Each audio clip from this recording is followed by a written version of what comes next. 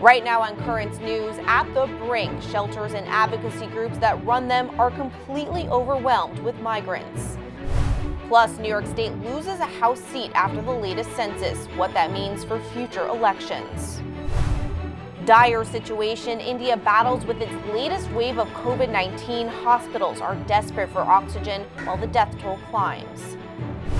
And a touching tribute. The alumni of one Catholic academy are honoring their mothers lost to the pandemic with a gift to current students.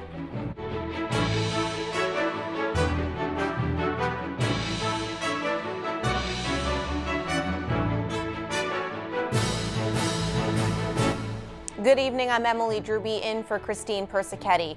The surge of migrants at the U.S.-Mexico border remains an ongoing challenge for the Biden administration, but it's also a challenge for the groups on the ground helping them, like Catholic shelter, the Galilee Center. A race against time inside this small California shelter. Claudia Castorina, the founder of Galilee Center, preparing their community room to house a bus full of asylum seekers recently released by immigration authorities. Right now we're expecting 17 people from Murrieta, and they're going to be here in the next 20-25 minutes.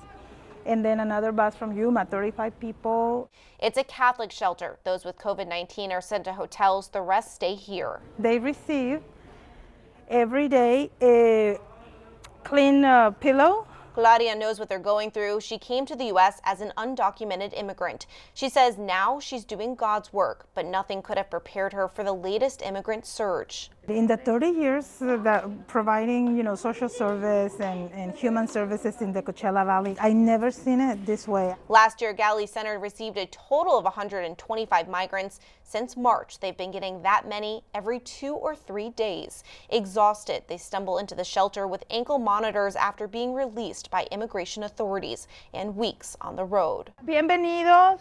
Welcome to all of you. This is a Catholic shelter. To keep up, Claudia has hired 18 new people in just weeks, but still she needs more help. So even as CFO, she's running around helping people like Gabriela, a 21-year-old migrant woman, shower and get clothes. Gabriela fled Ecuador with her 2-year-old daughter after being abused by a relative. It was a hard decision. Coming with my daughter was hard because sometimes we had nothing to eat, nothing to drink, and she would ask for water or food, and I had nothing to give her. The migrants like Gabriela will only be at this shelter for a short amount of time, but as Claudia explains, it makes all the difference. And even if it's one family at a time, that gives me a certain way of comforting, knowing that we made a difference for one family.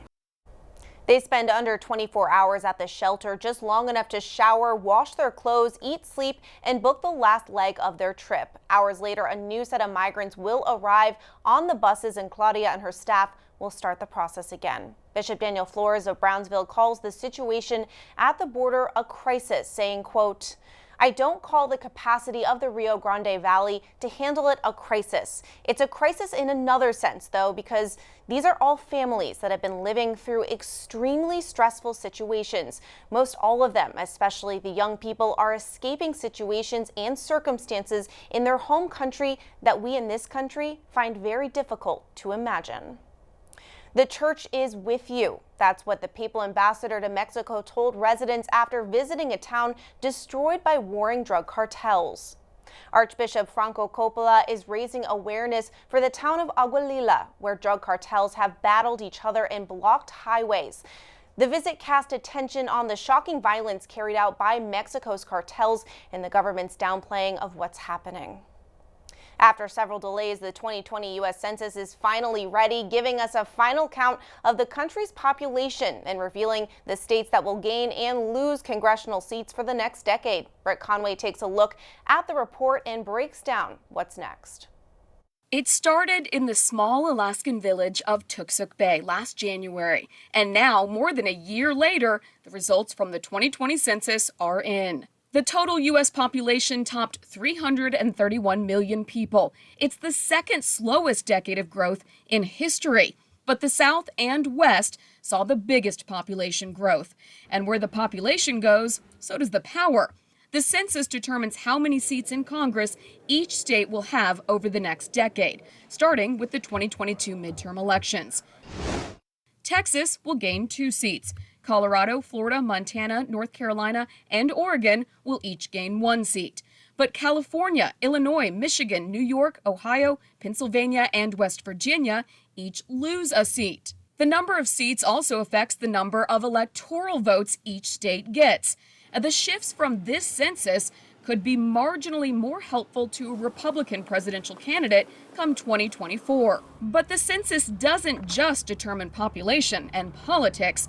The data is used for everything from deciding how many teachers to put in schools and how much money needs to be set aside for public housing programs, to helping figure out where to put health clinics or where to build new roads. And more detailed data will be coming out in the next few months that states will use to help draw the boundaries of their congressional districts. I'm Britt Conway reporting. Gun violence is soaring in New York City as it sees its bloodiest week so far this year. NYPD data shows 50 people were shot in 46 different incidents over a 7-day period that ended Sunday night. That's a 250% increase over the same week last year. The mayor is working to roll out a new policing plan to combat the increase in gun violence. New video shows an NYPD detective being attacked in Queens. You can see a man walk up to the detective working a crime scene and strike him with a plastic stick. The suspect was arrested near the scene after a quick chase. The detective was taken to the hospital and treated for minor injuries and will be okay. The suspect is facing assault and criminal possession of a weapon charges, among others. The NYPD mourning the loss of one of their own. Anastasio Sakos was hit by a suspected drunk driver early Tuesday morning while working at a traffic accident in Queens. Sakos was Greek Orthodox. NYPD Deputy Chief Chaplain Monsignor David Casado helped comfort his family and fellow officers. Moments like this, the police department of the city, the greatest police department in the world, needs the consolation of faith. And my prayer is that today he is with God in heaven. Sakos was killed just days before the Greek Orthodox Easter. Monsignor Casado says last night he worked alongside the Greek Orthodox chaplain to comfort the family. Sakos was a 14-year veteran of the force, a husband and father of 2 young children. Police officials ID'd the driver as Jessica Boves. They say she fled the scene but was eventually arrested and faces more than 10 charges. Fully vaccinated Americans no longer have to wear their masks outside unless they're around a large group of strangers. The CDC unveiling new guidelines Tuesday saying the unvaccinated still need to wear masks and socially distance at small gatherings. President Biden is using the new guidelines as a reason why all Americans should get vaccinated. The bottom line is clear. If you're vaccinated, you can do more things more safely, both outdoors as well as indoors. The CDC says you should avoid medium to large gatherings regardless of vaccination status. Masks are still recommended for indoor public spaces like malls, airports, and movie theaters. Meanwhile, the Health and Human Services Secretary says people who are fully vaccinated against COVID-19 will be able to return to a more normal lifestyle. Javier Becerra did not explain exactly what he meant by more normal or exactly when vaccinated people could take that action. A touching tribute for COVID-19 victims, an alum of St. Mel's raises money for a new playground for the school, all in honor of her late mother. Jessica Easthope visited the school in Flushing and has more. The rush of recess on the playground. Being silly on a slide. When you're a kid, it doesn't get any better than this. Here at St. Mel's Catholic Academy, something so joyous was born out of sorrow. My mom was completely healthy one day, and the next, she was in the hospital and, fought for 17 days. It is nice. Early on into the pandemic, Kim Levin's mom, Dolly, died of COVID-19. A proper funeral wasn't possible, but Father Joseph Fonte gave her family some closure. He allowed us to bring our mother outside of the church. Family and friends were scattered across the street while he screamed into a microphone, my mom's final blessing. I am right there. After her mom's passing, Kim, a St. Mel's alum, was driven to give back to her school and church with the help of her family's nonprofit, the Unsung Siblings Foundation. We met with Father Fonte and said, you know, what could we do for you? And we talked about a few different things, and the word playground was said. Like a light went off, and that was it. I knew. The foundation took bids, found a company, and in a few months, the playground was built. Let me see a slide. The glory of God is when we're fully alive. If a small little playground could bring that out, well, it's not only lifting them up, it's lifting us all up. When it came time to raising money for the playground, Kim called on her best friend, Rosemary Lanzetta. Kim and Rose's moms were also best friends, inseparable for decades, and now together again. They really wanted to honor my mom in a way that, you know, that she deserves. And this wall, this is a symbol of who they were.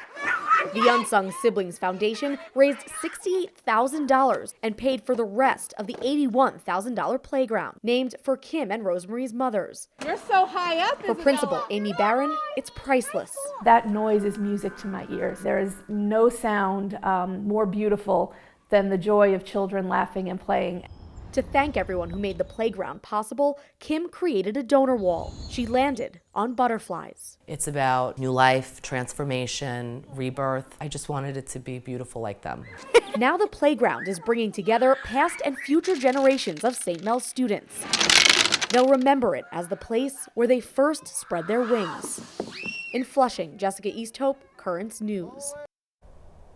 There's a lot more news headed your way. A desperate call for oxygen in India as overwhelmed hospitals struggle to keep up with COVID cases. Pope Francis meets with inspirational nuns who faced a great tragedy in stride. And one bishop is making sure people's physical and spiritual health remains strong.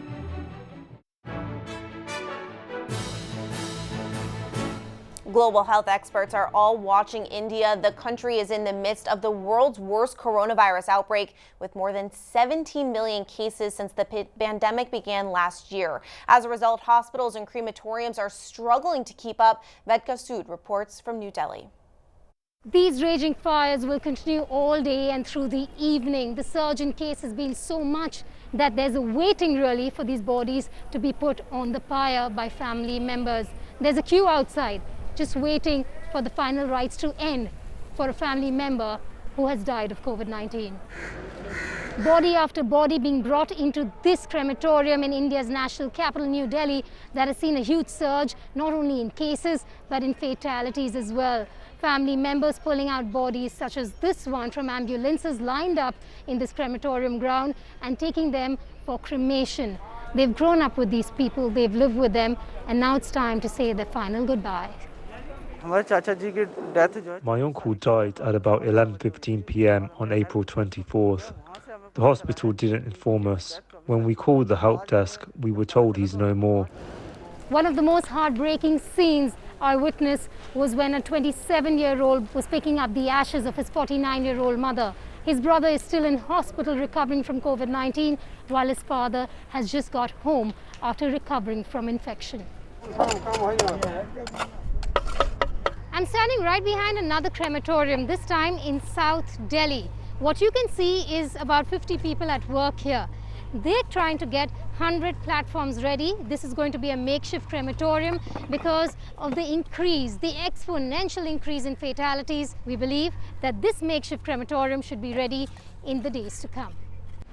I'm standing outside a COVID emergency ward at a top hospital in New Delhi. It is here that a lot of people have been coming and almost begging for beds and oxygen for their loved ones. If you look at all these cars starting from here, almost a dozen of them parked right outside this emergency ward. They're asking just for beds and oxygen, which they have been denied as of now because there are no beds available according to officials inside this hospital. They're old people here. Old women, old men, there are even younger people who are gasping for breath in these cars. They're just waiting for that one lucky moment where they get a bed inside this facility. I brought my father here. There are no beds. There are people, those are in the corridors, lying on the floor. And the very first question says that show your RT-PCR test. What is the infection rate? Am I carrying oxygen cylinder? So which I wasn't aware of. I thought this is what the hospital would provide.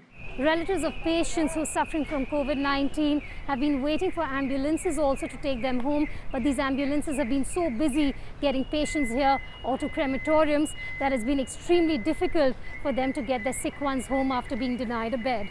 Vedika Sood, New Delhi. Some help is on the way for the people of India as the first shipment of medical supplies from the UK arrives. The shipment includes 100 ventilators and 95 oxygen concentrators. Unfortunately, a spokesperson for British Prime Minister Boris Johnson said the country did not have any spare vaccine doses to send. That relief will actually be coming from Russia, who have promised to send their Sputnik V vaccine. The first doses will arrive on May 1st. And also India will be one of our key manufacturing hubs. We actually have reached agreement to produce our vaccine with 10 nations, and 20 producers will be producing this, including 7 in India. Streets in India are empty as the cases surge. Catholic leaders in the country are blaming the Indian government for the dire situation there. The head of the Health Commission for the Catholic Bishops' Conference of India saying to local news agencies, "It can be said that the main cause of this tragic situation is the complacency of the government and the lack of a conscientious public. Little attention has been paid to the rules on social distancing, while the state machine has ignored the application of the rules." Seeing the situation firsthand, the head of the largest Catholic hospital in New Delhi describes the heartbreaking situation, saying, "Patients are just dying in front of my eyes, feeling so distressed and frustrated and helpless. It is a horrible and the disaster is beyond the imagination. Please pray to God to give us strength to save some lives." Pope Francis is praying for the recovery of South Sudan bishop-elect after he was shot several times Sunday night.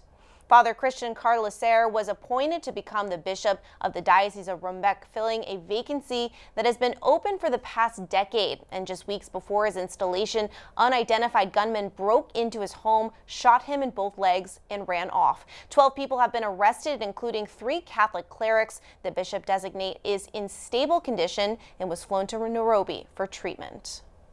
The papal charity Aid to the Church in Need says the conflict in the country have only made people there more vulnerable. According to the project manager there, the people are not only dealing with the coronavirus crisis, but cholera, food insecurity, and natural disasters such as flooding and locusts. Still, Aid to the Church in Need has been vital in helping to build bridges among groups and helping provide aid in the Catholic majority country. Pope Francis met with nuns who lost their monastery to an earthquake. The Poor Clare nuns spoke with the Pope about becoming a consoling presence to those who are suffering. Back in 2009, the sisters lost their abbess when their monastery collapsed. And now, more than 10 years later, the Pope highlighted how the sisterhood is flourishing with vocations despite their struggles. Still to come on Currents News, the bishop who is inspiring physical and spiritual fitness with his new book. And the winners of the Faith-Centered Christopher Awards have been announced. Do you have a story idea or want to share a tip? Email us at newstips@desalesmedia.org or call our 24-hour number, 718-517-3122. We'll be right back.